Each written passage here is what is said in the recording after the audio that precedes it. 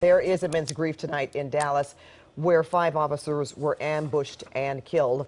Now, that same emotion is being felt at the LA County Sheriff's Department, where one of the fallen officers actually used to work.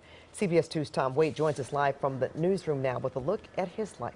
Tom. And Pat, so much grieving and such deep roots here in Southern California. As you said, the LA County Sheriff's Department is grieving with the rest of the country and with Dallas.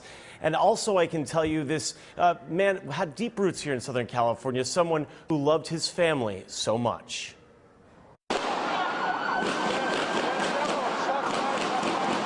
As a sniper began his ambush and the shots rang out, heroic officers raced to save anyone they could in the killer's path. One of those fearless officers was Lorne Ahrens, who would not survive. Ahrens was raised in the San Fernando Valley and worked for the LA County Sheriff's Department for more than 10 years before moving to Dallas. His father, who now lives in Alaska, spoke with us via Skype about how his son died doing what he loved. There had been gunshots already, and there were officers down, and he was running to the gunshots. He was a big target, 6'5", weighs 280 pounds, and of course he was wearing a vest, but a high-powered rifle would render a vest useless.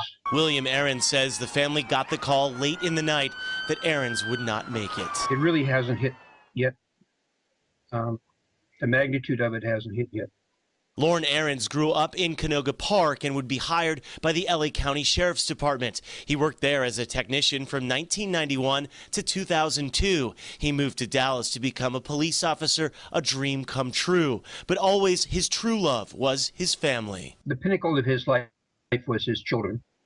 He adored his children. He was a big, strong guy, 6'5", rough and tough, amateur boxer.